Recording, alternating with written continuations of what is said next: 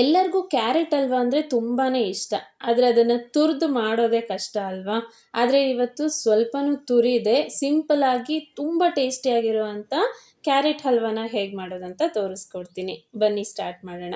ನಾನಿಲ್ಲಿ ಅರ್ಧ ಕೆ ಜಿಯಷ್ಟು ಕ್ಯಾರೆಟ್ನ ತಗೊಂಡು ಒಂದು 10 ನಿಮಿಷ ನೀರಲ್ಲಿ ನೆನೆಸಿಟ್ಟಿದ್ದೀನಿ. ಈ ರೀತಿ ನೆನೆಸಿ ಇಡೋದ್ರಿಂದ ಈ ಕ್ಯಾರೆಟ್ ಮೇಲ್ಗಡೆ ಮಣ್ಣು ಕಲ್ಲೆಲ್ಲ ಇರುತ್ತಲ್ವಾ, ಅದನ್ನು ಸ್ವಲ್ಪ ತಿಕ್ಕಿದ್ರೂ ಕೂಡ ಬೇಗ ಹೋಗ್ಬಿಡತ್ತೆ. ಅದಾದಮೇಲೆ ಇದ್ರ ಮೇಲ್ಗಡೆ ಇರೋಂಥ ಸಿಪ್ಪೆನೆಲ್ಲ ನೀಟಾಗಿ ತೆಗೆದಿಟ್ಕೊಂಡು ಈ ಸೈಜಲ್ಲಿ ಕಟ್ ಮಾಡ್ಕೊಳ್ತಾ ಇದ್ದೀನಿ. ಇದಕ್ಕಿಂತ ಚಿಕ್ಕದಾಗಿ ಬೇಕು ಅಂದರೆ ನೀವು ಕಟ್ ಮಾಡ್ಕೋಬೋದು, ಇಲ್ಲದೇ ಇದ್ರೂ ಇಷ್ಟ ಆದರೆ ಸಾಕಾಗತ್ತೆ. ಕ್ಯಾರೆಟ್ ಹಲ್ವಾ ಅಂದರೆ ಪ್ರತಿಯೊಬ್ಬರಿಗೂ ಇಷ್ಟ ಆಗುತ್ತೆ. ಆದರೆ ಅದನ್ನು ಮನೆಯಲ್ಲಿ ತುರಿದು ಮಾಡೋದೇ ಫಜೀತಿ ಅಂತ ತುಂಬ ಜನ ಮಾಡೋದಕ್ಕೆ ಹೋಗೋದಿಲ್ಲ. ಆದರೆ ಇವತ್ತು ತುರಿದೇನೆ ಈ ರೀತಿ ಕಟ್ ಮಾಡಿಕೊಂಡು ಮಾಡಿದ್ರೆ ತುಂಬಾ ಈಸಿಯಾಗಿ, ಅದರಲ್ಲೂ ತುಂಬ ಟೇಸ್ಟಿಯಾಗಿರೋವಂಥ ಕ್ಯಾರೆಟ್ ಹಲ್ವಾನ ಮಾಡ್ಬೋದು. ಸೊ ಇವಾಗೆಲ್ಲ ಕ್ಯಾರೆಟ್ನ ಹೆಚ್ಚಿಟ್ಕೊಂಡಿದ್ದೀನಿ. ಹಾಗೆ ಇದಕ್ಕೆ ಬೇಕಾಗಿರೋಂಥ ಡ್ರೈ ಫ್ರೂಟ್ಸನ್ನು ತಗೊಂಡಿದ್ದೀನಿ. ಗೋಡಂಬಿನ ಈ ರೀತಿ ಪೂರ್ತಿಯಾಗೂ ಕೂಡ ಹಾಕ್ಬೋದು, ಅಥವಾ ನಾನಿಲ್ಲಿ ಕಟ್ ಮಾಡಿ ಹಾಕ್ಕೊಳ್ತಾ ಇದ್ದೀನಿ, ಆ ರೀತಿ ಕೂಡ ಮಾಡ್ಬೋದು. ಇನ್ನು ನಾನು ಒಂದು ಕುಕ್ಕರಲ್ಲಿ 2 ಚಮಚದಷ್ಟು ತುಪ್ಪನ ಹಾಕಿದ್ದೀನಿ. ತುಪ್ಪ ಕರಗಿದ ಮೇಲೆ ಈ ಗೋಡಂಬಿನಷ್ಟನ್ನೇ ಹಾಕಿ ಈ ರೀತಿ ಸ್ವಲ್ಪ ಕಲರ್ ಚೇಂಜ್ ಆಗೋವರೆಗೂ ಅದನ್ನು ಫ್ರೈ ಮಾಡಿಕೊಂಡು ತೆಗೆದಿಟ್ಕೊಳ್ತಾ ಇದ್ದೀನಿ. ಇಲ್ಲಿ ನಾನು ದ್ರಾಕ್ಷಿನ ಹುರ್ಕೊಂಡಿಲ್ಲ, ಹಾಗೆ ಇಟ್ಕೊಂಡಿದ್ದೀನಿ.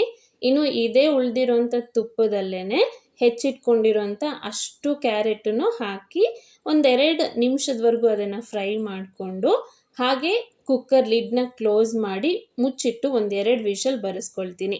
ನೀರು ಹಾಕ್ದೇನೆ ಕುಕ್ಕರ್ ಲಿಡ್ನ ಕ್ಲೋಸ್ ಮಾಡಿ ಬೇಯೋದಕ್ಕೆ ಬಿಟ್ಟರೆ ಕೆಳಗಡೆ ಎಲ್ಲ ಸೀದೋಗಲ್ವಾ ಅಂತ ಕೇಳಿದ್ರೆ ಖಂಡಿತ ಇಲ್ಲ. ಯಾಕೆಂದರೆ ಕ್ಯಾರೆಟ್ನಲ್ಲಿ ತುಂಬಾ ನೀರಿನಂಶ ಇರುತ್ತೆ ಅಲ್ವಾ, ಅದೇನೇ ನೀಟಾಗಿ ನೀರನ್ನ ಬಿಟ್ಕೊಂಡ್ಬಿಡುತ್ತೆ. ಅಷ್ಟೇ ನೀರಲ್ಲೇ ಇದು ಬೆಂದರೆ ಸಾಕು. ಈಗ ಅದು ಒಂದು ಸೈಡಲ್ಲಿ ಕುದೀತಾ ಇರಲಿ, ಅಷ್ಟರಲ್ಲೇ ನಾನು ಬೆಲ್ಲದ ನೀರನ್ನು ರೆಡಿ ಮಾಡ್ಕೊಳ್ತಾ ಇದ್ದೀನಿ. ಯಾಕೆಂದರೆ ನಾನಿಲ್ಲಿ ಈ ಕ್ಯಾರೆಟ್ ಹಲ್ವಕ್ಕೆ ಸಕ್ಕರೆನ ಯೂಸ್ ಮಾಡಿಲ್ಲ, ಬೆಲ್ಲ ಯೂಸ್ ಮಾಡ್ತಾ ಇದ್ದೀನಿ. ನೋಡಿ, ಬರೀ 2 ವಿಷಲ್ಗೆ ಕ್ಯಾರೆಟ್ ಎಷ್ಟು ಚೆನ್ನಾಗಿ ಬೆಂದಿದೆ ಅಂತ ಹೇಳಿ. ನೀವು ಈ ಟೈಮಲ್ಲೇ ಚೆನ್ನಾಗಿ ಮ್ಯಾಶರಿಂದ ಮ್ಯಾಶ್ ಮಾಡಿದ್ರೂ ನಡೆಯುತ್ತೆ. ಇಲ್ಲದೇ ಇದ್ದರೆ ಜಸ್ಟ್ ನೀವು ಈ ರೀತಿ ಹಾಲು ಹಾಕಿ ಕುದಿಸಿದ್ರು ಕೂಡ ಕುದೀತಾನೆ ಅದೆಲ್ಲ ಮೆತ್ತಗಾಗ್ಬಿಡುತ್ತೆ. ನಾನಿಲ್ಲಿ ಇದನ್ನು ಮ್ಯಾಶ್ ಮಾಡಿಲ್ಲ, ಡೈರೆಕ್ಟಾಗೇ ಬೇಯಿಸ್ತಾ ಇದ್ದೀನಿ. ಇಲ್ಲಿ ಅರ್ಧ ಲೀಟ್ರಷ್ಟು ಹಾಲನ್ನ ಹಾಕಿ ಚೆನ್ನಾಗಿ ಕುದಿಯೋದಕ್ಕೆ ಇಟ್ಟಿದ್ದೀನಿ. ಹಾಗೆಯೇ ನಾನು ಬೆಲ್ಲದ ಕ್ವಾಂಟಿಟಿ ಹೇಳಿಲ್ಲ ಅಲ್ವಾ ನಿಮಗೆ. ನಾನಿಲ್ಲಿ ಅರ್ಧ ಕೆ ಜಿಯಷ್ಟು ಕ್ಯಾರೆಟ್ ತೊಗೊಂಡಿದ್ದೀನಿ. ಅದಕ್ಕೆ 1 ಕೆ ಜಿಯಷ್ಟು ಬೆಲ್ಲನ ಹಾಕಿ ಸ್ವಲ್ಪ ನೀರನ್ನ ಹಾಕಿ ಕರಗಿಸಿ ಇದಕ್ಕೆ ಹಾಕ್ತಾ ಇದ್ದೀನಿ.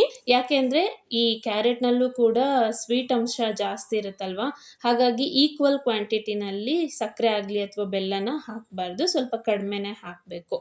ಈ ಬೆಲ್ಲದ ನೀರು ಹಾಕೋ ಟೈಮಲ್ಲಿ ಹಾಲು ಮತ್ತು ಕ್ಯಾರೆಟು ಚೆನ್ನಾಗಿ ಕುದ್ದಿರಬೇಕು. 3/4%ನಷ್ಟು ಹಾಲಿನಂಶ ಕಡಿಮೆ ಆದಾಗ ಸಕ್ಕರೆ ಆಗಿರಲಿ ಅಥವಾ ಈ ರೀತಿ ಬೆಲ್ಲದ ನೀರನ್ನು ಹಾಕಬೇಕು. ಡೈರೆಕ್ಟಾಗಿ ಬೆಲ್ಲನೂ ಕೂಡ ನೀವು ಆ್ಯಡ್ ಮಾಡ್ಕೋಬೋದು, ಆದರೆ ಬೆಲ್ಲದಲ್ಲಿ ಕಲ್ಲು ಮಣ್ಣೆಲ್ಲ ಇರುತ್ತಲ್ವ, ಹಾಗಾಗಿ ನಾನು ಈ ರೀತಿ ಸೋಸ್ಕೊಂಡೇ ಹಾಕ್ಕೊಳ್ತೀನಿ. ಹಾಗೆ ನೀವಿಲ್ಲಿ ನೋಡ್ತಾ ಇದ್ದೀರಲ್ವ ಎಷ್ಟು ನೀರಿನಂಶ ಇದೆ ಅಂತ ಹೇಳಿ. ಈ ನೀರಿನಂಶ ಎಲ್ಲ ಆಲ್ಮೋಸ್ಟ್ ಹೋಗಿ ಈ ರೀತಿ ಆಗಬೇಕು, ಅಲ್ಲಿವರೆಗೂ ಇದನ್ನು ಚೆನ್ನಾಗಿ ಬೇಯಿಸ್ಕೋಬೇಕು. ಅದಾದಮೇಲೆ ಇದಕ್ಕೆ ನಾನಿಲ್ಲಿ 4 ಚಮಚದಷ್ಟು ತುಪ್ಪನ ಹಾಕ್ಕೊಂಡಿದ್ದೀನಿ. ಹಾಗೆಯೇ 5 ಏಲಕ್ಕಿನ ಕುಟ್ಟಿ ಪುಡಿ ಮಾಡಿ ಹಾಕಿದ್ದೀನಿ. ಇನ್ನು ಹುರ್ಕೊಂಡಿರೋವಂಥ ಗೋಡಂಬಿ ಮತ್ತು ದ್ರಾಕ್ಷಿನ ಇದಕ್ಕೆ ಹಾಕಿ ನೀಟಾಗಿ ಮಿಕ್ಸ್ ಮಾಡ್ತಾ ಇದ್ದೀನಿ. ಇಷ್ಟಾದರೆ ನಮ್ಮ ಪರ್ಫೆಕ್ಟ್ ಆಗಿರೋವಂಥ ತುಂಬಾ ರುಚಿಯಾಗಿರೋವಂಥ ಕ್ಯಾರೆಟ್ ಹಲ್ವಾ ತುಂಬ ಈಸಿಯಾಗಿ ರೆಡಿ ಆಗಿಬಿಡುತ್ತೆ. ಸೊ ನೋಡ್ತಾ ಇದ್ದೀರಲ್ವ ಟೆಕ್ಸ್ಚರ್ ಯಾವ ರೀತಿ ಬಂದಿದೆ ಅಂತ ಹೇಳಿ, ಅಷ್ಟೇ ರುಚಿಯಾಗೂ ಕೂಡ ಇತ್ತು. ಇನ್ನು ಈ ಕ್ಯಾರೆಟ್ ಹಲ್ವಾ 1 ಕೆ ಜಿ ಕ್ವಾಂಟಿಟಿಯಲ್ಲಿ ನೀವು ಮಾಡಬೇಕು ಅಂದರೆ 1 ಕೆ ಜಿ ಕ್ಯಾರೆಟಿಗೆ 3/4 ಕೆ ಜಿಯಷ್ಟು ಬೆಲ್ಲ ಅಥವಾ ಸಕ್ಕರೆನ ಹಾಕ್ಕೊಳ್ಳಿ. ಇನ್ನು ತುಪ್ಪ ಮತ್ತು ಡ್ರೈ ಫ್ರೂಟ್ಸ್ ನಿಮ್ಮ ಅಂದಾಜಿಗೆ ಎಷ್ಟು ಬೇಕೋ ಅಷ್ಟನ್ನು ಹಾಕ್ಕೊಳ್ಳಿ.